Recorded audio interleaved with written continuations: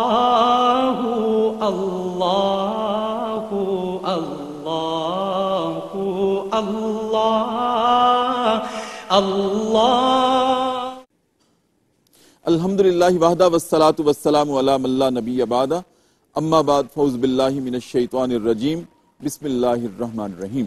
السلام علیکم ناظرین، ARYQ TV لاہور اسٹوڈیو سے ہماری نشریات ہیں اور پروگرام حکمت قرآن لے کر ڈاکٹر محمد طاہر مصطفیٰ آپ کی خدمت میں حاضر۔ ناظرین کرام، دنیا کی زندگی میں بعض اوقات ہماری اپنی ہی غلطیوں، کوتاہیوں، لغزشوں اور گناہوں کی وجہ سے ہمارے اوپر مصیبت اور آلام کے دن آتے ہیں، لیکن ایسی کیفیت میں ہمارا طرز عمل کیا ہونا چاہیے؟ اصل سوال یہ ہے۔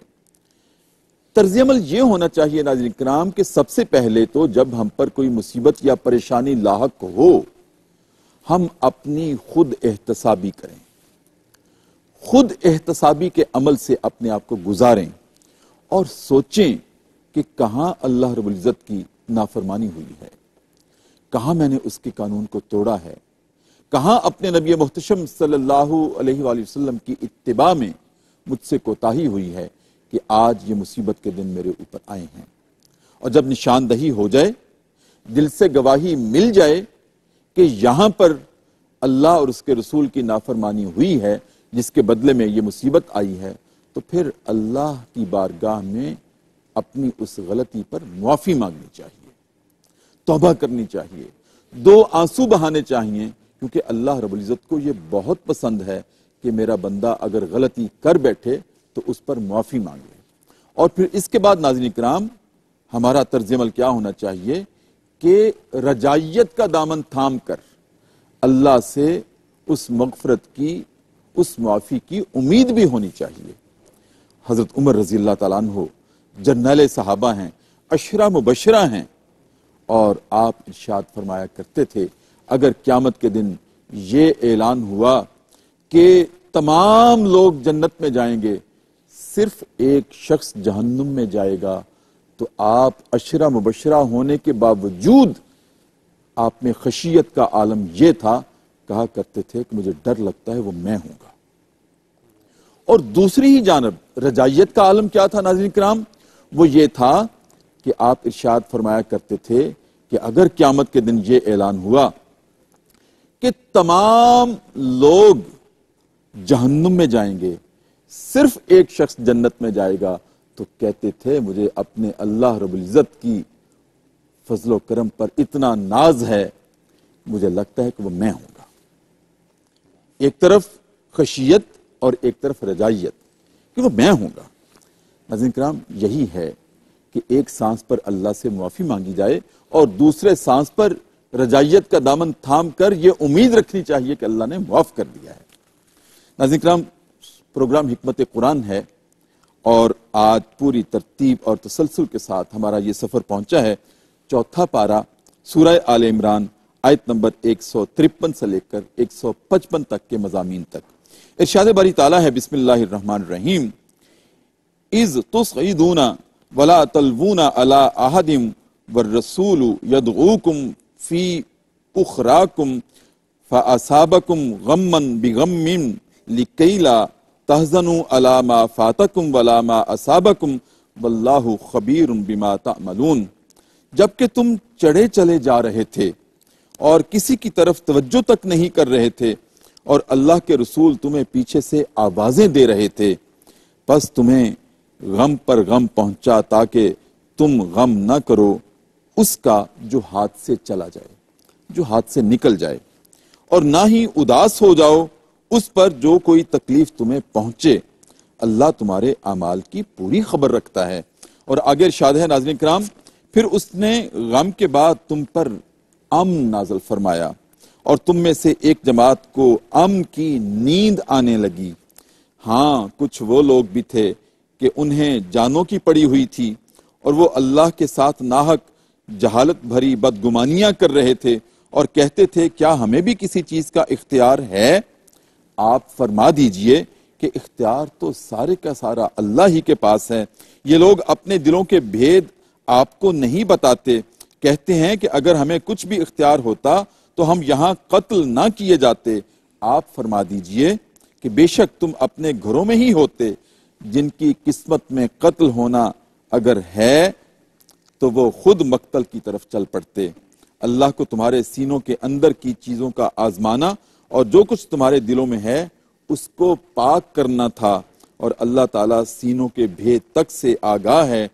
تم میں سے جن لوگوں نے اس دن پیٹھ پھیری جس دن دونوں جماعتوں کی مٹبھیر ہوئی تھی، یہ لوگ اپنے بعض کرتوتوں کے باعث شیطان کے پھسلاوے میں آ گئے، لیکن یقین جانو کہ اللہ نے انہیں معاف کر دیا۔ اللہ تعالیٰ بخشنے والا ہے اور تحمل والا ہے۔ ناظرین کرام، یہ مقدمہ ہے آج پروگرام حکمت قرآن کا کہ تم لوگ چلے ہی جا رہے تھے اور رسول پیچھے سے تمہیں آوازیں دے رہے تھے۔ یہ کون سا منظرنامہ ہے، اور اس تمام منظرنامے میں ہمارے لیے کیا عبرت و نصائح ہیں، کیا اسباق ہیں اپنے فکر و عمل کی تطہیر کے لیے، اس پہ آج ہم گفتگو کریں گے۔ اور گفتگو فرمانے کے لیے میری دائیں جانب ایک مرتبہ پھر میری درخواست پر میرے ہمراز جناب ڈاکٹر سمیع اللہ فراز۔ ناظرین کرام، ڈاکٹر صاحب میں آپ کو بتایا کرتا ہوں کہ ماشاءاللہ قاری القرآن ہیں، حافظ القرآن ہیں، خطیب ہیں، ادیب ہیں، محقق ہیں، مصنف ہیں، مؤلف بھی ہیں، اور میرے پروگرام کی زینت ہیں۔ السلام علیکم ورحمۃ اللہ۔ وعلیکم السلام ورحمۃ اللہ۔ ڈاکٹر صاحب بہت محبت، میرے پاس الفاظ کم ہیں بہت شکریہ آپ کے اوصاف بیان کرنے کے لیے۔ جزاک اللہ۔ ناظرین کرام، جناب ڈاکٹر سمیع اللہ فراز کے ساتھ دوسری بڑی بھاری بھرکم شخصیت ہیں، ماشاءاللہ عالم دین بھی ہیں، اور آپ شرح حدیث لکھ رہے ہیں، ماشاءاللہ بہت ساری کتابوں کے مصنف ہیں، آپ بھی محقق ہیں، جناب ڈاکٹر مفتی محمد کریم خان۔ ماشاءاللہ آپ کریم ہیں اور لہجہ بہت حلیم ہے۔ السلام علیکم ورحمۃ اللہ۔ وعلیکم السلام ورحمۃ اللہ۔ ڈاکٹر صاحب بہت بہت شکریہ آپ کی مہربانی، آمد بہت کا۔ شکریہ۔ میں آپ کے سامنے اپنے آپ کو بہت ایک آپ کے پاؤں کی خاک سمجھتا ہوں۔ آپ دونوں اصحاب ماشاءاللہ صاحب علم و فضل ہیں، اور ڈاکٹر صاحب یہ آپ کے لگائے ہوئے پودے ہیں جو پھل دے رہے ہیں۔ الحمدللہ رب العالمین۔ اور مجھے بہت ناز ہوتا ہے جب پروگرام حکمت قرآن میں آپ جیسی شخصیات آتی ہیں ہمارے ناظرین کی رہنمائی کے لیے۔ ڈاکٹر صاحب مقدمہ میں نے آپ کے سامنے رکھا، میں چاہتا ہوں ذرا منظرنامہ آپ ارشاد فرمائیے۔ جب اللہ رب العزت نے یہ ارشاد فرمایا کہ تم دوڑے ہی چلے جا رہے تھے اور پیچھے سے تمہارے نبی تمہیں آوازیں دے رہے تھے، تم سن ہی نہیں پا رہے تھے، یہ کیا منظر ہے؟ الحمدللہ وحدہ والصلاۃ والسلام علی من لا نبی بعدہ۔ بہت شکریہ ڈاکٹر صاحب آپ کی محبت کا، ذرا نوازی کا۔ ہم تو اصل میں حاضر خدمت ہوتے ہیں سبق سنانے کے لیے بہت شکریہ جو آپ سے سیکھا ہے الحمدللہ۔ گزشتہ 2-3 رکوعات سے یہ سلسلہ جاری ہے، اور آپ کے پروگرام کے توسط سے یقیناً ناظرین بہت کچھ اس حوالے سے سیکھ رہے ہیں، سمجھ رہے ہیں۔ یہ پس منظر غزوہ احد کا ہے، جس کی طرف آپ نے بھی اشارہ فرمایا تمہید میں، کہ جناب رسول اللہ صلی اللہ علیہ وسلم کی معیت میں کفار کے چیلنج کے مقابلے میں 1000 افراد پر مشتمل لشکر مدینہ شہر سے باہر نکل کر میدان احد کی طرف جب جا رہا تھا، تو میدان احد سے پہلے 300 افراد جو کہ عبداللہ بن ابی کی سربراہی میں ساتھ چھوڑ گئے، اور پھر 700 افراد کے ساتھ اللہ کے حبیب صلی اللہ علیہ وسلم میدان جنگ میں غزوہ احد میں تشریف لے جاتے ہیں۔ ہم سب جانتے ہیں کہ مدینہ کی جو ایک سوسائٹی تھی وہ کثیر القومی اور ملٹی نیشنل قسم کی ایک سوسائٹی تھی، جس میں مشرکین بھی تھے، منافقین بھی تھے، یہودی بھی تھے، مسلمان بھی تھے، مقامی لوگ بھی مدینہ کے تھے، باہر سے ہوئے لوگ بھی وہاں پر رہائش پذیر تھے۔ اب ان مختلف قومیتوں اور مختلف الخیال لوگوں کو اللہ کے حبیب صلی اللہ علیہ وسلم نے آ کر مدینہ منورہ میں یکجا کیا۔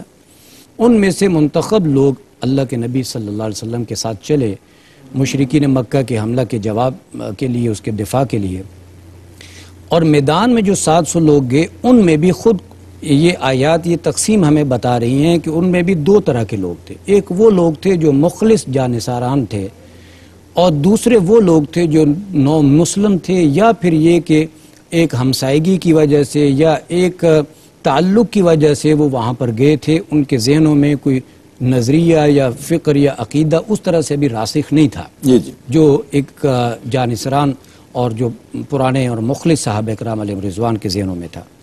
ایسی صورتحال میں آپ صلی اللہ علیہ وسلم نے صفوں کی ترتیب لگائی اور صحابہ کو ان کی مستقل جگہوں پر رکھا. ایک ٹیلے پر حضرت عبداللہ بن جبیر کی سربراہی میں 50 تیر اندازوں کے ایک لشکر کو وہاں پر متعین کیا اور حکم ارشاد فرمایا کہ جب تک میں نہ کہوں تم نے اپنی جگہ کو نہیں چھوڑنا.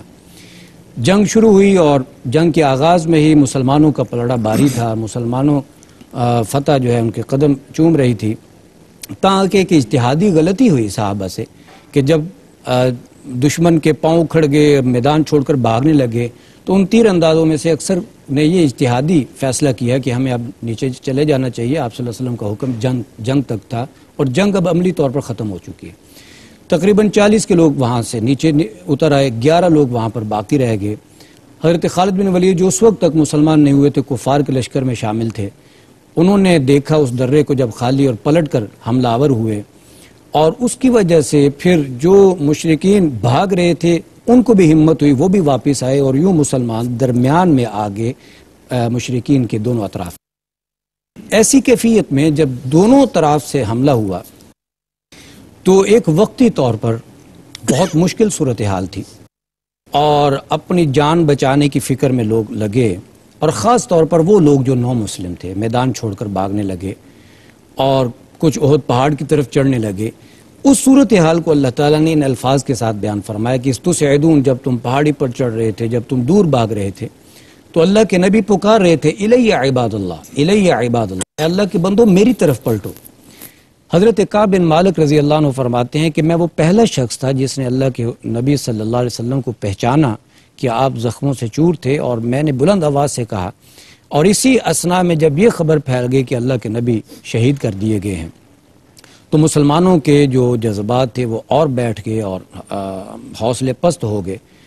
اس کیفیت میں جب میں نے یہ پکارا کہ اللہ کے حبیب صلی اللہ علیہ وسلم زندہ ہیں تو اللہ کے نبی نے مجھے خاموش رہنے کا اشارہ فرمایا. میں خاموش ہو گیا. آہستہ آہستہ جب صحابہ میں یہ بات پہنچی کہ اللہ کے نبی زندہ ہیں تو پھر صحابہ واپس پلٹنا شروع ہوئے. تو اس پورے منظرنامے کو اللہ تعالیٰ نے ان آیات کے اندر بیان فرمایا ہے کہ اللہ کے نبی اس وقت تمہیں پکار رہے تھے کہ الیہ عباد اللہ الیہ. یہ بہت مشکل صورتحال تھی اس وقت کہ جس میں صرف 9 مسلم نہیں بلکہ جو کبار صحابہ تھے وہ بھی اس وقت ایسی کیفیت میں ہو گئے تھے کہ جب ہر طرف سے حملہ آور تھے مشرکین تو تتر بتر ہو گئے. اور آپ صلی اللہ علیہ وسلم کو خود یہاں تک کہ آپ کو زخم آئے، آپ کے رخسار مبارک زخمی ہوا، آپ کے ہونٹ مبارک پر کٹ کا نشان آیا، آپ کا نیچے کا دانت مبارک شہید ہوا، اور سر مبارک پر جو خود پہنی ہوئی تھی اس کی جو کڑیاں تھیں وہ ماتھے میں وہ چبھ گئیں، اور جس کی وجہ سے آپ کا خون بہنا شروع ہوا اور آپ بے ہوش ہو کر زمین پر گرے. یہ وہ ساری کیفیات تھیں کہ جو اللہ تعالیٰ نے جن کو ایک آزمائش کی صورت میں یہاں پر بیان فرمایا. میں آخری الفاظ میں اس کو یوں بیان کروں گا کہ یہ مشیت الہی ہے. اللہ کے نبی انبیاء کے علاوہ کوئی شخص معصوم عن الخطا نہیں. صحابہ وہ انسانوں میں سے مقتدر ہستیاں ہوتی ہیں جن کو اللہ تعالیٰ نے اپنے نبی کا دامن اور نبی کی صحبت نصیب فرمائی ہوتی ہے. وہ معصوم عن الخطا تو نہیں ہوتے لیکن محفوظ ہوتے ہیں. تو اللہ تعالیٰ کے ہاں جن کے رتبے سوا ہوں، جن کے رتبے بلند ہوں، تو پھر ان کے لیے پھر اللہ تعالیٰ آزمائش کی صورت میں مزید ان کے درجات کی بلندی کا ایک سامان بناتے ہیں، اور تسلیاں اور تشفیاں بھی نازل ہوتی ہیں. یہ وہ پورا پس منظر ہے جس میں یہ آیات نازل. بالکل ٹھیک ہے. ڈاکٹر صاحب آپ کی طرف حاضر ہوں لیکن ایک وقفہ ہے. میں وقفے سے پہلے سوال اپنے ناظرین کے لیے آپ کے سامنے رکھ دیتا ہوں. اگر شاید پھر تمہیں غم پہنچا اس لیے کہ اس کی فکر نہ کرو جو ہاتھ سے چلا جائے، اور جو مصیبت آئے اس پر اداس بھی نہ ہو. اس پر غم نازل ہوا، وہ غم کیا تھا اور یہ کیا پس منظر ہے، کیا منظرنامہ ہے، کیا چیز ہاتھ سے چلی گئی تھی، اس پہ آپ گفتگو فرمائیں گے وقفے کے بعد. ناظرین کرام، جناب ڈاکٹر مفتی کریم خان وقفے کے بعد انشاءاللہ ان سے استفادہ کرتے ہیں. وقفہ ہے پروگرام حکمت قرآن میں، اور ہمارے پروگرام کا دستور ہے، روایت ہے کہ ہم بریک میں دربار رسالت جاتے ہیں، چشم تصور میں روضہ اقدس کی جالیوں کو سامنے رکھتے ہیں اور بڑے ادب سے کھڑے ہو کر اپنے نبی کریم صلی اللہ علیہ وآلہ وسلم کی ذات اقدس پر ایک مرتبہ درود کریم کا نذرانہ پیش کرتے ہیں اور واپس آتے ہیں. وقفے کے بعد ناظرین کرام دوبارہ آپ کی خدمت میں حاضر. ARYQ TV لاہور اسٹوڈیو سے ہماری نشریات اور پروگرام ہے حکمت قرآن. اور آج الحمدللہ پوری ترتیب اور تسلسل کے ساتھ یہ سفر پہنچا ہے چوتھے پارے میں سورہ آل عمران آیت نمبر 153 سے لے کر 155 تک۔ ناظرین کرام، جناب ڈاکٹر مفتی کریم خان ماشاءاللہ شرح نسائی شریف لکھ رہے ہیں اور 7ویں جلد تک پہنچ گئے ہیں، 6 جلدیں مکمل ہو گئی ہیں۔ بہت مبارک مفتی صاحب۔ ڈاکٹر صاحب یہ آپ کی دعاؤں کا تربیت کا ثمر ہے۔ جی، میں نے عرض کیا تھا کہ اسی تناظر میں جو غزوہ احد ہے اور اس پر کلام اللہ کی آیات بینات ہمارا موضوع ہیں، اور اس میں ارشاد ہے کہ پھر تمہیں غم پہنچا، اس لیے کہ اس کی فکر نہ کرو جو ہاتھ سے چلا جائے، اور جو مصیبت آئے اس پر اداس بھی نہیں ہوتے۔ کیا انداز ہے؟ بسم اللہ الرحمن الرحیم۔ ڈاکٹر صاحب ظاہر ہے قرآن مجید فرقان حمید اللہ تبارک و تعالیٰ کی کتاب ہے، جی تو اس کے ہر لفظ سے ہر پس منظر سے بہت ساری باتیں واضح ہوتی ہیں، تربیت ہوتی ہے۔ جی ڈاکٹر صاحب نے چونکہ بڑا تفصیلی اس کا پس منظر بیان کر دیا ہے، اس میں ہاتھ سے جو چلے جانے والی صورت ہے وہ تو یہ تھی کہ جیسے سارے صحابہ اکرام وہ مال غنیمت اکٹھا کرنے لگ گئے، اب ظاہر دوبارہ جنگ شروع ہو گئی، وہ مال غنیمت بھی گیا، اور اس کے ساتھ ساتھ اگلی مصیبت یہ پہنچی کہ 70 صحابہ کرام شہید ہو گئے اور بہت سارے زخمی ہوئے، تو خود آقا کریم صلی اللہ علیہ وسلم کو بھی زخم آئے۔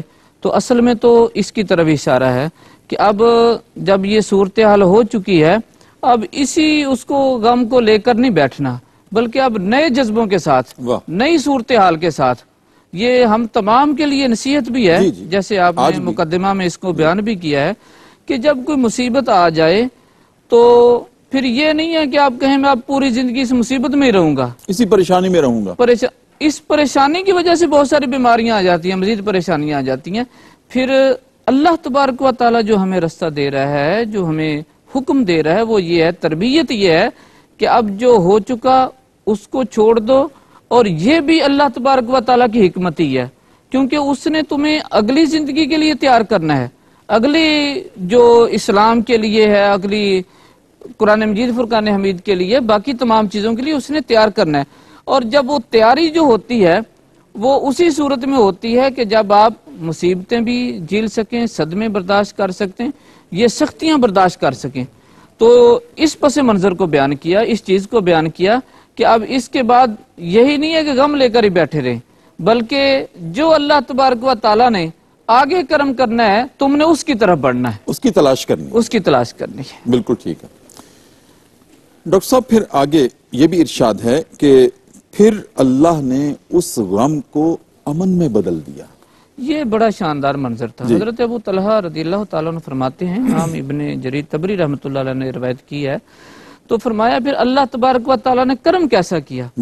کرم یہ ہوا کہ اب اس کے باوجود کہ صحابہ کرام مسلمان شہید ہوئے، نقصان ہوا، زخمی ہوئے، اس کے باوجود وہاں سے کفار مکہ جو تھے وہ بجائے اس کے کہ مدینہ کی طرف جاتے یا ان کو مزید زخم پہنچاتے، وہ واپس مکہ کی طرف چلے گئے۔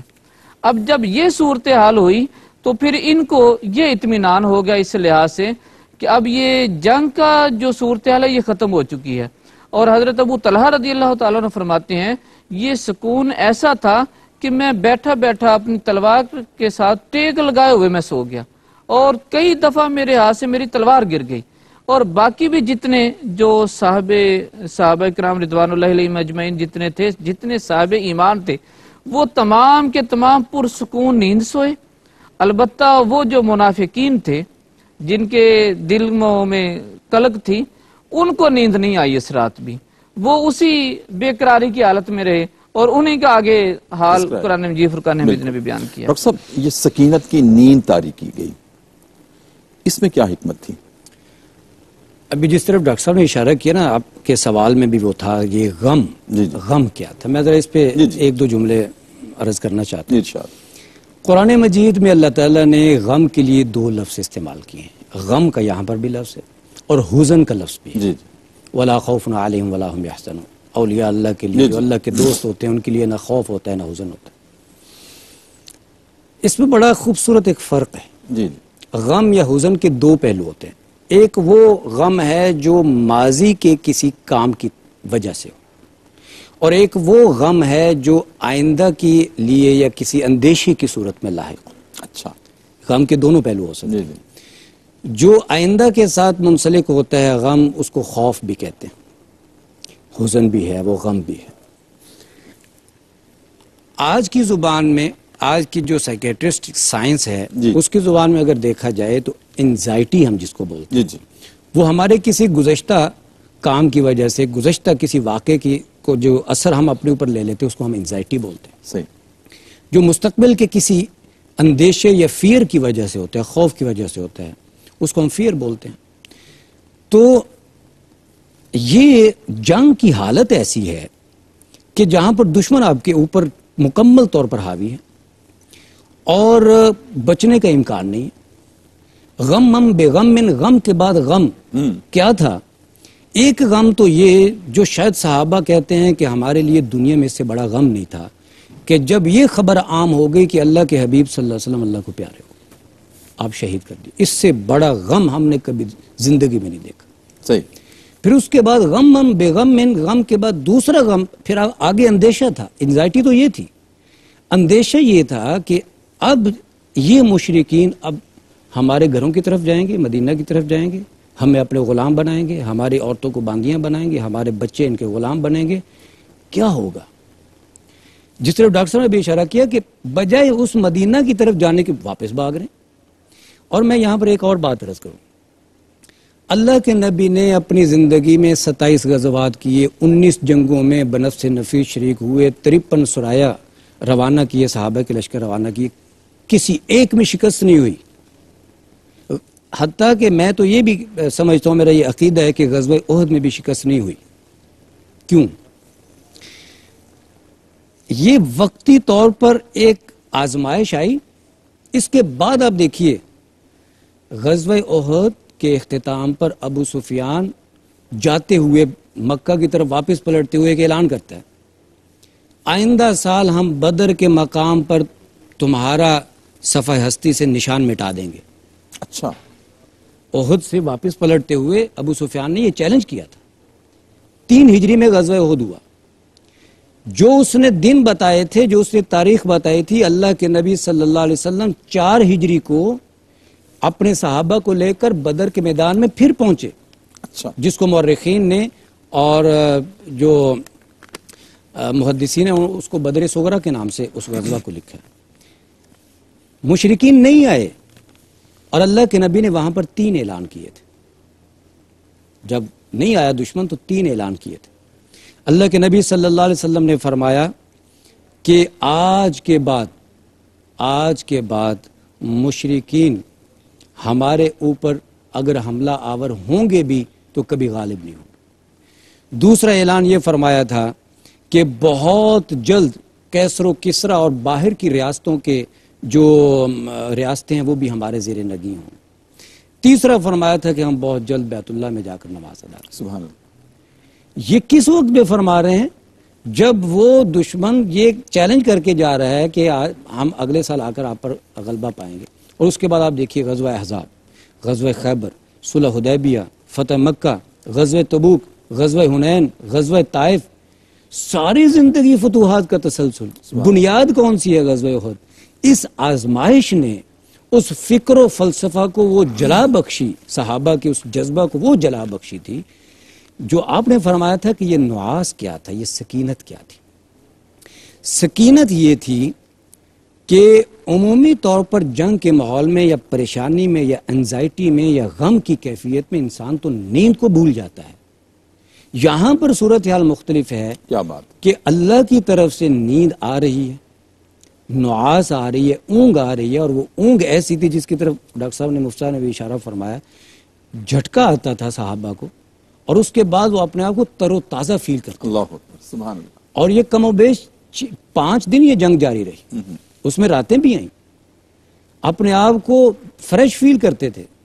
اور قرآن مجید میں اسی 4 پارے میں جہاں پر غزوہ بدر کا ذکر آیا تھا وہاں پر بھی، یہاں غزوہ احد میں بھی، اور پھر آگے 21ویں پارے میں غزوہ احزاب میں بھی 3 مقامات پر اللہ تعالیٰ نے سکینت کے نزول کا ذکر فرمایا ہے۔ جی جی۔ اور یہ سکینت کا نزول کیا ہوتا ہے؟ اطمینان قلب، صرف قلب کا اطمینان نہیں بلکہ جسم کا بھی اطمینان۔ جسم کا اطمینان اور قلب کے اطمینان دونوں کے مجموعے کو سکینت کہتے ہیں، جو اللہ تعالیٰ نے عطا فرمائی مجاہدین کو غزوہ احد میں اور میدان احد کے اندر۔ کیا بات، ضرورت تھی بے شک اس تھکان کے عالم میں، جو کہ آپ نے جیسے ارشاد فرمایا نا کہ وہ فریش کر دیتی تھی، ایک جھٹکا جو تھا اس کے بعد صحابہ فریش فیل کرتے تھے اپنے آپ کو۔ بے شک تو جسمانی تھکاوٹ کے نتیجے میں نیند کی ضرورت بھی تھی جو اللہ نے ان کو عطا فرمائی، ایک نعمت کی صورت۔ بے شک۔ ڈاکٹر صاحب آگے اسی منظرنامے میں آگے ارشاد ہے کہ وہ پوچھ رہے تھے کیا ہمیں کوئی اختیار ہے؟ تو جواب آیا اختیار تو صرف اللہ کے پاس ہے۔ کون پوچھ رہے تھے؟ ڈاکٹر صاحب منافقین کمزور جو ابتدائی تھے ابھی، بالکل یہ چونکہ ڈاکٹر صاحب نے اس کی منظر کسی جو کی ہے نا، یہ کثیر القومی سارا معاشرہ تھا، تو اس میں یہ منافقین کی طرف سے تھا، اور اس میں آگے جا کے اسی کو مزید کھول کر بھی قرآن مجید نے بیان کیا ہے کہ اگر ہم اپنے گھروں میں رہتے تو ہمیں یہ نقصان نہ ہوتا، ہمارے رشتہ دار نہ مارے جاتے، ہم زخمی نہ ہوتے۔ تو اس کو اللہ تبارک و تعالیٰ فرما رہا ہے کہ اختیار صرف رب تعالیٰ کے پاس ہی ہے۔ اس میں یہ سبق دیا کہ جو تمہیں خوشی مل رہی ہے یا جو تمہیں نقصان ہو رہا ہے، ان دونوں کا تعلق رب تعالیٰ کی ذات سے ہے۔ تمہارا اختیار اس میں اتنا ہی ہے کہ کوشش کرو، رب تعالیٰ سے دعا کرو، باقی وہ تمام کا تمام رب تعالیٰ کے ہاتھ میں ہے۔ تو اصل میں جو اہل ایمان تھے وہ سکینہ کی وجہ سے پرسکون ہو گئے، انہیں اطمینان آ گیا، اور وہ یہ بات سمجھ گئے کہ ضروری نہیں کہ یہ جو ایک ہمارے ہاں چونکہ عام طور پر یہ سمجھا جاتا ہے کہ جس پر اللہ تبارک و تعالیٰ کا کرم ہوتا ہے تو اسے شاید ساری نعمتیں مل جاتی ہیں، ایسا نہیں ہوتا۔ کبھی اللہ تبارک و تعالیٰ اہل ایمان کو اپنا قرب عطا کرنے کے لیے کسی آزمائش میں مبتلا کر دیتا ہے۔ بالکل ٹھیک۔ یہ ڈاکٹر صاحب یہی رکیے، یہ بڑی اہم بات ہے، میں ایک وقفہ لے لوں پھر تفصیل سے آپ سے میں سنتا ہوں۔ ناظرین کرام، بہت اہم بات ہے کہ اللہ رب العزت اپنا قرب عطا کرنے کے لیے بعض اوقات اپنے بندوں کو آزمائشوں میں بھی مبتلا کرتا ہے اور کبھی اپنی رحمتوں کی بارش بھی برساتا ہے۔ یہ دونوں منظرنامے زندگی میں ہمارے سامنے ہوتے ہیں۔ اس پہ ڈاکٹر صاحب گفتگو کر رہے ہیں، وقفہ ہے پروگرام میں ایک مرتبہ پھر، اور دوبارہ ہم دربار رسالت جاتے ہیں اور اپنے نبی کریم صلی اللہ علیہ وآلہ وسلم کی ذات اقدس پر ایک مرتبہ پھر درود کریم کا نذرانہ پیش کرتے ہیں، واپس آتے ہیں۔ وقفے کے بعد ناظرین کرام دوبارہ آپ کی خدمت میں حاضر ARYQ TV لاہور اسٹوڈیو سے ہماری نشریات، اور پروگرام ہے حکمت قرآن، اور آج الحمدللہ یہ سفر پہنچا ہے سورہ آل عمران کی آیت نمبر 153 سے لے کر 155 تک کے مضامین تک، اور چوتھا پارہ ہے کلام اللہ کا۔ جی ڈاکٹر صاحب، آپ ارشاد فرما رہے تھے کہ بعض اوقات مصائب دنیا آتے ہیں اللہ کے پسندیدہ لوگوں کو بھی، لیکن اس کا قرب عطا کرنے کے لیے، اس کی محبت عطا کرنے کے لیے۔ یہ چونکہ بڑا بنیادی سبق ہے ڈاکٹر صاحب قرآن مجید فرقان حمید کا، ارشاد ہے وَلَنَبْلُوَنَّكُمْ بِشَيْءٍ مِّنَ الْخَوْفِ وَالْجُوعِ وَنَقْصٍ مِّنَ الْأَمْوَالِ وَالْأَنفُسِ وَالثَّمَرَاتِ۔ یہ پوری منظر کشی ہے، بلکہ امام ابو داؤد رحمۃ اللہ علیہ نے ایک روایت نقل کی ہے کہ بعض دفعہ ایسا ہوتا ہے کہ اللہ تبارک و تعالی کسی بندے کو اپنا قرب عطا فرمانا چاہتا ہے، اس نے جنت میں بھی اس کے لیے اعلیٰ مقام رکھا ہوتا ہے، صحیح، اس کے لیے ساری سہولتیں رکھی ہوتی ہیں، لیکن وہ بندہ اگر پوری زندگی بھی عمل کرتا رہے، صالح عمل ہی کرتا رہے، نیک عمل ہی کرتا رہے، نیکی ہی کرتا رہے، وہ پھر بھی اس مقام کو نہیں پہنچ سکتا۔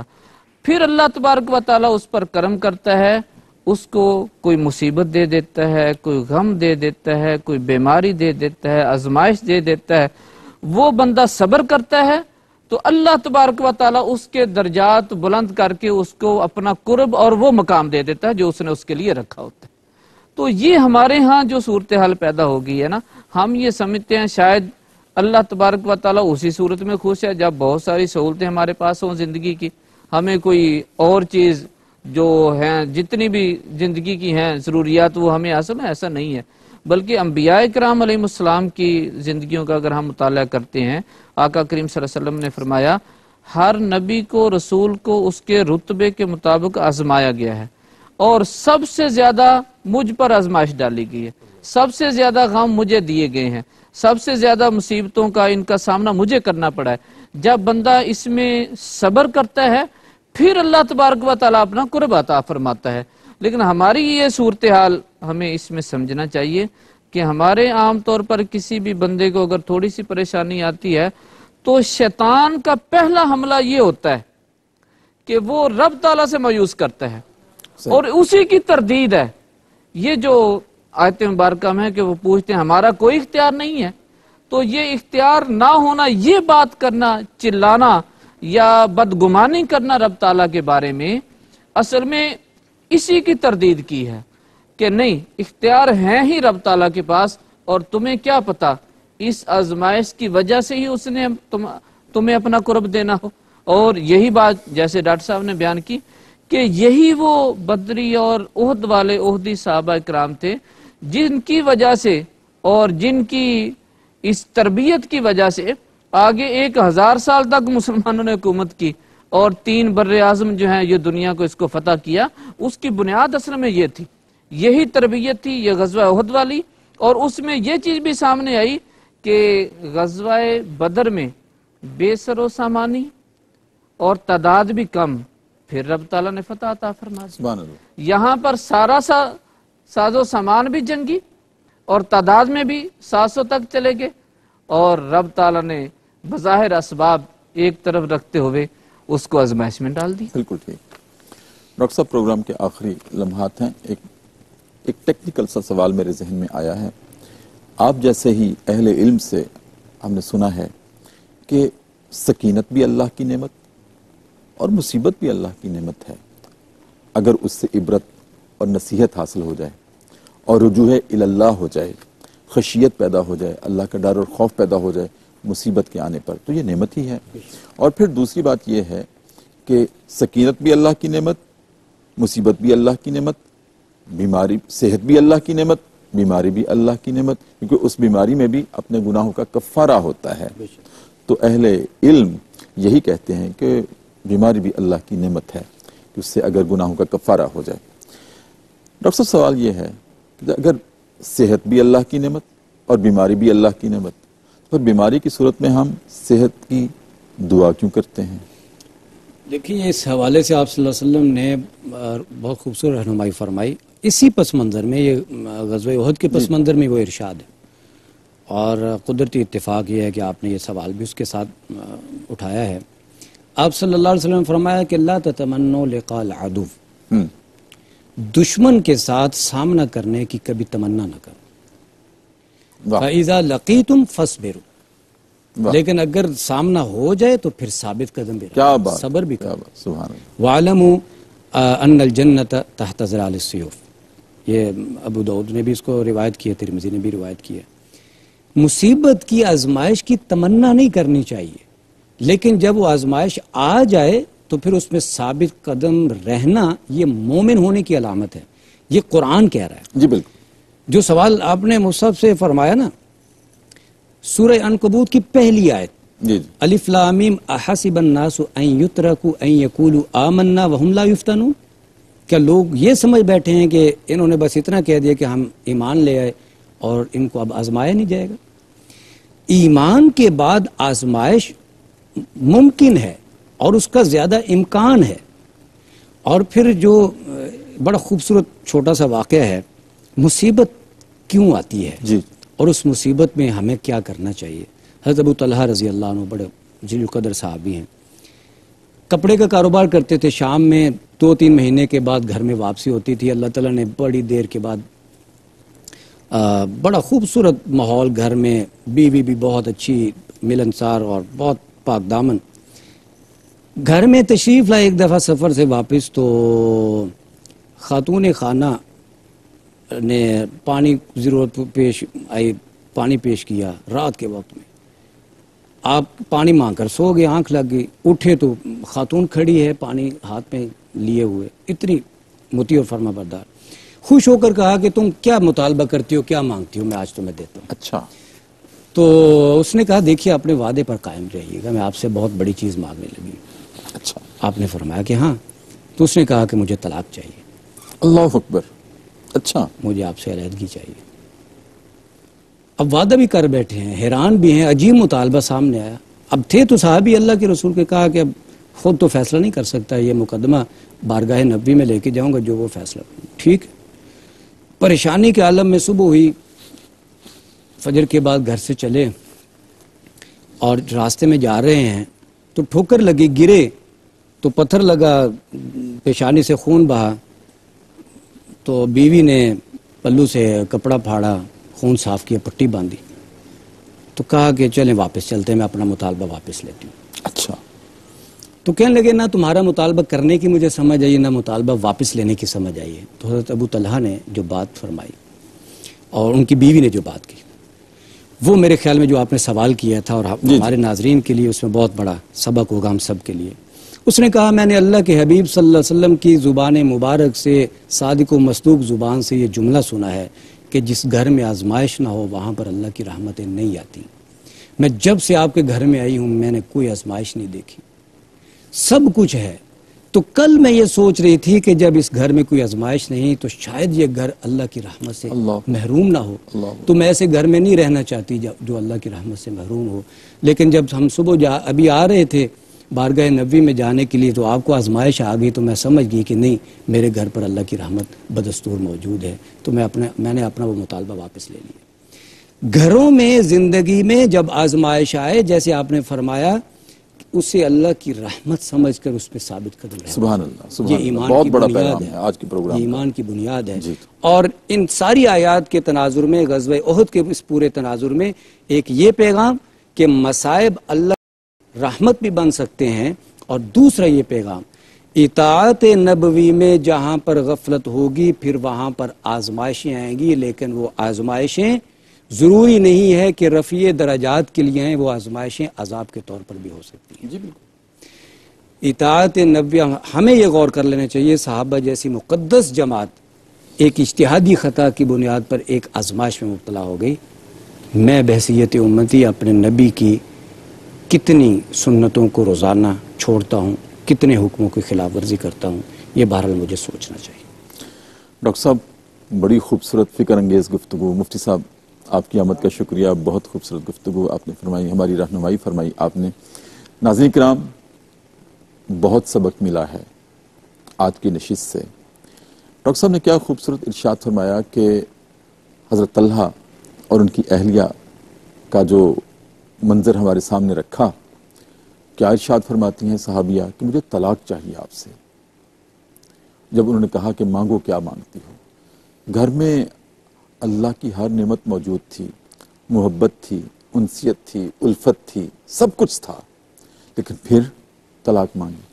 پھر ڈاکٹر صاحب نے کیا ارشاد فرمایا کہ پھر وہ اللہ کے رسول کے پاس گئے تو ٹھوکر لگی، ماتھے سے خون نکلا، فوراً مطالبہ واپس لیا۔ کیا ارشاد فرمایا صحابیہ نے کہ میں نے اس لیے طلاق مانگی کہ میں نے سنا ہے اللہ کے رسول سے کہ جس گھر میں آزمائشیں نہ ہوں وہاں اللہ کی رحمتیں نازل نہیں ہوتی۔ ادھر ہم ہیں، ایک چھوٹی سی مصیبت آ جائے، بیماری آ جائے، آزمائش آ جائے تو ہم گھبرا اٹھتے ہیں، یہ سارا کچھ ہماری قسمت میں لکھا ہوا تھا، یہ اللہ نے ہمیں ہی دینا تھا۔ ہم مثالیں دیتے ہیں کہ وہ گھر ہے، وہ گھر ہے، وہاں کچھ نہیں ہے، ہمارے گھر میں بیماری، ہمارے گھر میں مصیبت، ہمارے گھر میں آزمائش۔ تو میں سمجھتا ہوں کیا خوب ارشاد فرمایا حضرت طلحہ کی اہلیہ نے، صحابیہ نے رضی اللہ تعالی عنہا، کہ آزمائشیں نہیں تھیں۔ اب جب آپ کو ٹھوکر لگی تو مجھے یقین ہو گیا کہ آزمائش آئی، اللہ ہم سے راضی ہے، آئیں گھر واپس چلتے ہیں۔ بہت بڑا سبق ہے ناظرین کرام۔ اور دوسرا جو میں نے ڈاکٹر صاحب سے سوال عرض کیا تھا کہ یقیناً سکینت بھی اللہ کی نعمت اور مصیبت بھی اللہ کی نعمت ہے، اگر اس سے ہمیں سبق حاصل ہو جائے۔ اسی طرح بیماری بھی اللہ کی نعمت اور صحت بھی اللہ کی نعمت ہے، لیکن بیماری میں ہم صحت کی پھر دعا کیوں کرتے ہیں حالانکہ وہ نعمت ہے؟ دعا ناظرین کرام اس لیے کرتے ہیں کہ ہم یہ اللہ کی بارگاہ میں اپنا استغاثہ پیش کرتے ہیں کہ الہ العالمین، مانتا ہوں کہ بیماری تیری نعمت ہے، صحت تیری نعمت ہے، لیکن چونکہ میں کمزور ہوں، میں تیری اس نعمت کو برداشت نہیں کر سکتا، بیماری کی نعمت کو، لہذا اس لیے التجا کرتا ہوں کہ اس بیماری کی نعمت کو صحت کی نعمت میں تبدیل کر دے تاکہ میں اس کو برداشت کر سکوں۔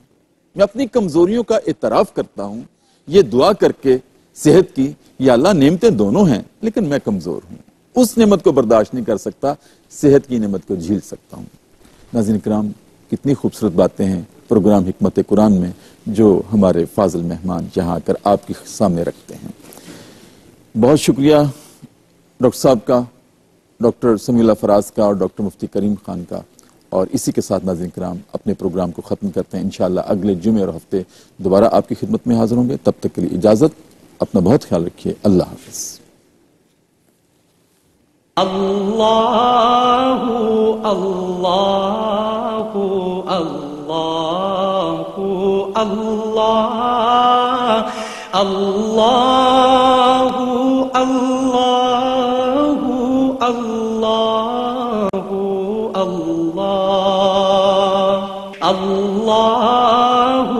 اللہ اللہ اللہ اللہ